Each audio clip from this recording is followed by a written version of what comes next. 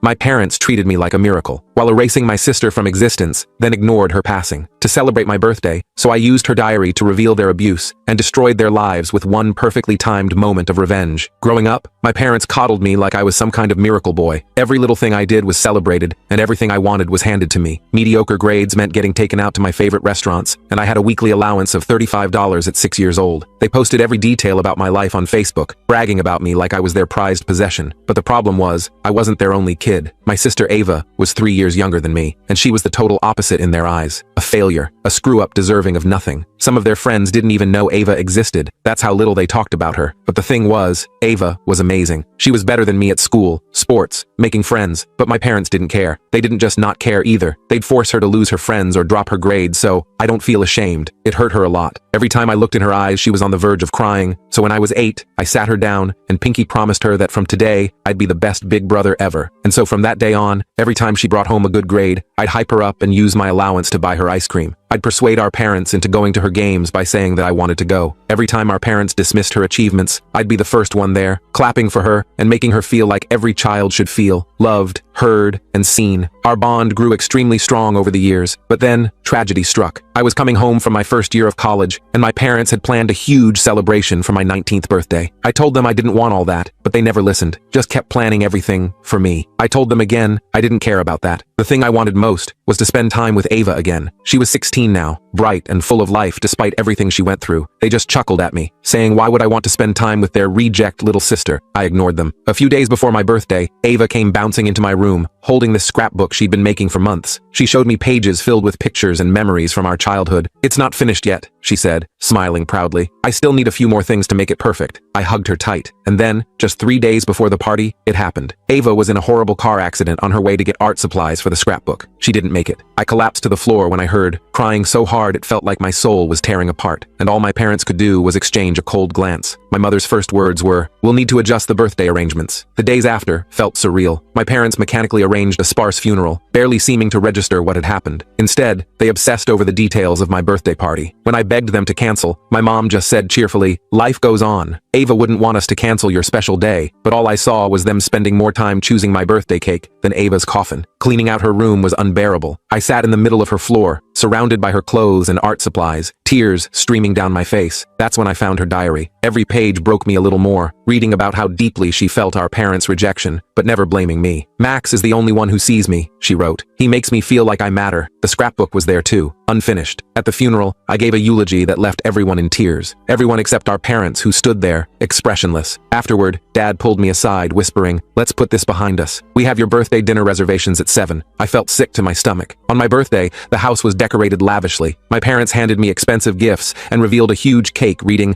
"Our perfect son." I sat there numb with grief until Mom chirped, "Enough moping, Max. Ava had her day yesterday. Today is about you." It was like getting punched in the gut. I stood up, shaking with anger and sadness, asking how they could possibly celebrate. My father calmly replied, "We've always known you were special." Ava understood her place. That's when something snapped inside me. I exploded, telling them exactly how Ava felt, unloved, invisible, and how I spent my entire life trying to shield her from their cruelty. My mother rolled her eyes, calling it teenage dramatics, while Dad shrugged and said, "Let's focus on the positive. We still have you." Tears blurred my vision. I grabbed the cake and hurled it against the wall. "I can't do this," I said, my voice shaking. Mom started theatrically sobbing, accusing me of betrayal, while Dad threatened to cut me off financially. I stared at them coldly and said, "You already cut me off in every way that matters." I packed my things, my hands trembling, and took Ava's scrapbook and diary, the only things left worth keeping, and headed out. Or at least I tried, because my mother blocked me. "You're not leaving!" she yelled. She screamed, her face contorted with rage. I tried pushing past my mother to leave with Ava's belongings, but she grabbed my arm with surprising strength, her nails digging into my skin. I instinctively pulled away, causing her to stumble backward into the wall, her head hitting with a dull thud. Dad rushed to Mom's side, checking her for injuries and glaring at me with pure hatred. But instead of backing down, I stood my ground, clutching Ava's diary to my chest. Dad's face contorted with rage as he lunged at me, trying to grab the diary while shouting that I had no right to take family property. I dodged his grasp and backed toward the door, telling them I was leaving and they couldn't stop me. But Dad threatened to call the police and report me for assault and theft. Panic surged through me as I realized they might actually take Ava's memories away from me, so I quickly stuffed the diary and scrapbook into my backpack. Mom recovered and started crying dramatically, begging me not to leave and saying they'd forgive me if I stayed. But her tears seemed hollow after years of watching her ignore Ava's pain. I told them I needed space and would be staying with my roommate Jake for a few days, hoping this compromise would diffuse the situation. Dad seemed to calm down slightly at my more reasonable tone and reluctantly stepped aside. But as I reached the door, he whispered, "If you leave now, don't expect any more tuition payments." I paused, the reality of potentially losing my education hitting me hard, but remembering Ava gave me strength to walk out anyway, saying, "Some things matter more than money." I crashed at Jake's apartment, emotionally exhausted but relieved to be away from my parents. But after 3 days, my bank account was suddenly emptied, and my credit card declined when I tried to buy groceries. I called the bank in a panic, only to discover my parents had removed me from our joint accounts and canceled the cards they had co-signed. I applied for emergency financial aid at the university and picked up extra shifts at my campus job to stay afloat. But my parents started spreading lies to extended family, claiming I'd had a mental breakdown after Ava's death and become violent. Relatives I'd been close with started sending concerned messages or avoiding me altogether, leaving me feeling increasingly isolated. I decided to read through Ava's diary completely, hoping to find comfort in her words. But what I discovered was far worse than I imagined. Detailed accounts of emotional abuse when I wasn't around, and hints that our parents had deliberately sabotaged a scholarship opportunity that would have been her ticket to freedom. I felt physically sick with guilt for not seeing the full extent of their cruelty, and became determined to clear Ava's name somehow. I reached out to Ava's best friend Emma to share what I'd learned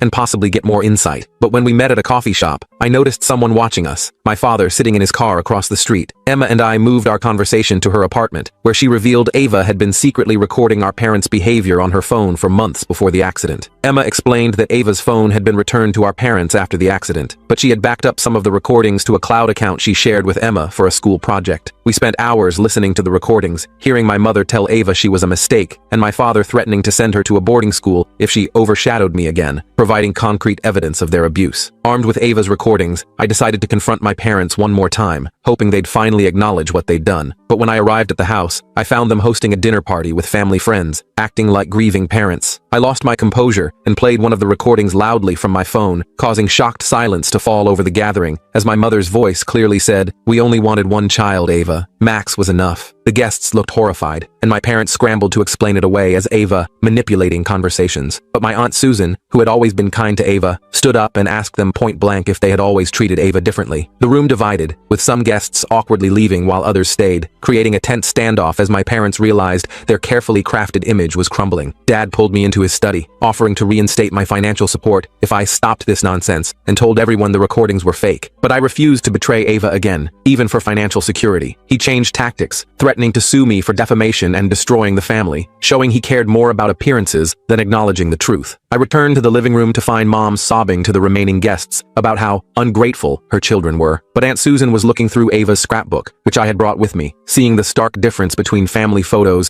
and the private moments Ava had captured with just me. Susan confronted my parents directly, asking why there were no pictures of them celebrating Ava's achievements, despite evidence of her many awards and accomplishments. The confrontation escalated as my parents tried to physically remove me and the evidence from the house, but Aunt Susan and her husband intervened, standing between us. My father finally snapped, shouting, "Fine, we never wanted her. Are you happy now?" causing even their most loyal friends to stare in disbelief at the admission. In the aftermath of my father's outburst, the remaining guests quickly left, leaving just my parents, Aunt Susan, her husband, and me in stunned silence. But my parents quickly tried to backtrack, claiming they were just upset and didn't mean it. I played more recordings from Ava's collection, methodically exposing years of their emotional abuse until they couldn't deny it anymore. Aunt Susan, visibly shaken, offered me a place to stay and help with college expenses, but my parents threatened to cut her off from the family if she took sides. Susan stood her ground, revealing she'd always suspected something was wrong and regretted not intervening sooner, effectively choosing to support me regardless of their threats. I gathered more of Ava's belongings to take with me to Susan's house, but discovered my parents had already packed up most of her room, with boxes labeled donation sitting in the garage. I frantically searched through them, rescuing Ava's art portfolios, awards, and personal items they were trying to erase, feeling like I was saving pieces of her all over again. Over the following weeks, I worked with Susan to create a memorial scholarship in Ava's name at her high school, using her artwork and achievements to tell her story. But my parents hired a lawyer, claiming we were slandering them and demanding we stop using family photos or Ava's artwork without their permission. We reached out to Emma and other friends of Ava's, collecting their photos and memories instead, creating a tribute that celebrated her through the eyes of people who truly valued her. On what would have been Ava's 17th birthday, we held a memorial art show at her school, displaying her work and announcing the scholarship. But I struggled with overwhelming grief and guilt, wondering if I could have done more to protect her. As I stood surrounded by people who had come to celebrate Ava's life and talent, I finally completed her scrapbook, adding the last pages with photos from the memorial, fulfilling my promise to be the best brother I could be, even after she was gone, and ensuring that Ava would always be remembered not as the forgotten child, but as the extraordinary person she truly was. The memorial art show for Ava became a turning point, as several teachers approached me, sharing how they'd noticed the disparity in how my parents treated us, but they admitted they'd never reported it because my parents were respected community members who always had plausible explanations. I realized the full extent of my parents' manipulation. They hadn't just fooled me, but had created an entire facade that kept others from intervening. With Aunt Susan's support, I began therapy to process my grief and guilt over Ava's death. But during a session, I received multiple frantic texts from Emma, saying my parents were at her house demanding she remove Ava's cloud backups. I rushed over to find my parents threatening Emma with legal action for stealing private family recordings, causing her parents to consider giving in to avoid trouble. I showed Emma's parents some of the recordings to explain why preserving them mattered, but my father claimed I was exploiting Ava's death to turn people against them. Emma's dad, a former counselor, recognized the manipulation tactics and firmly asked my parents to leave, telling them any further harassment would result in a restraining order. Word spread through our community about my parents' behavior, causing people to quietly distance themselves. But my parents responded by announcing a large donation to the school in beloved daughter Ava's memory, attempting to rewrite history and reclaim their reputation. I felt physically ill seeing them use Ava as a prop after death when they'd ignored her in life, and decided I needed stronger boundaries to protect my own mental health. I changed my phone number and blocked my parents on social media, focusing instead on my studies and healing. But they somehow obtained my class schedule and ambushed me on campus, causing a scene by loudly proclaiming they just wanted to reconcile with their grieving son. I was forced to walk away while dozens of curious students watched, later learning my parents had told the department secretary they were surprising me with a grief care package to get my schedule. The University Counseling Center helped me file for a no-contact directive after the campus incident, giving me some breathing room. But my parents then approached my roommate Jake, manipulating him with stories about my fragile mental state and how they just wanted to make sure I was safe. Jake, though well-meaning, began monitoring me and reporting back to them, unknowingly becoming their spy. I discovered Jake's betrayal when I saw texts on his phone while borrowing it to call Susan. Rather than confronting him immediately, I decided to use the situation to my advantage. I began feeding Jake carefully crafted misinformation about my plans and feelings, creating a false narrative my parents eagerly consumed. Using this strategy, I let slip to Jake that I was considering writing a detailed account of our family dynamics for a psychology class, but added that I was nervous about including the recordings because I wasn't sure if they were legally obtained. My parents, predictably, sent a cease and desist letter through their lawyer, inadvertently acknowledging the recordings were authentic by trying to suppress them. The lawyer's letter demanded I return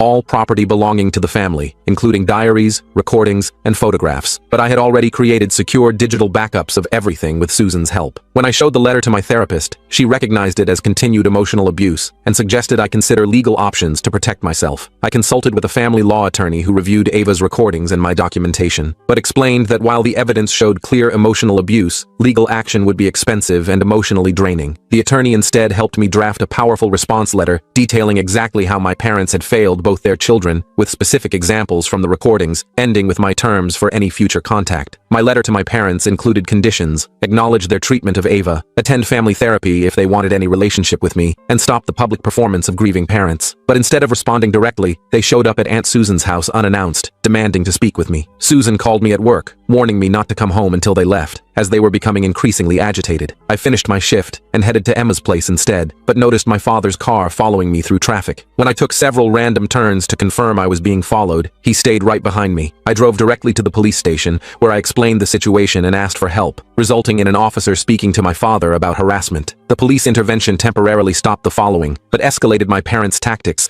as they began contacting my professors with concerns about my academic performance. But one professor, Dr. Chen, had lost her own sister and saw through their manipulation. She connected me with the dean of students, who implemented additional protections for my educational privacy. With the university now aware of the situation, I felt safer on campus. But my parents pivoted to a new strategy, reaching out to mutual friends and family with a story that I was keeping Ava's ashes from them and preventing proper closure. I had to contact the funeral home for documentation, proving my parents had declined receiving her ashes, choosing the cheapest disposal option instead. The funeral home's documentation exposed another lie, causing several family members to finally see the pattern of manipulation. But my parents, cornered by the truth, made one last, desperate move, showing up at my workplace claiming a family emergency to get me to come outside. When I refused to leave my shift, they created a scene so disruptive that my manager had to threaten to call security, putting my job at risk. After the workplace incident, I decided I needed to confront my parents once and for all, arranging to meet them in a public park with Susan present as a witness. But when we arrived, I was shocked to see they'd brought several family members and friends, attempting to stage an intervention for my unhealthy obsession with Ava's death. I remained calm and addressed the group directly, asking if they knew why they had really been gathered. I connected my phone to a portable speaker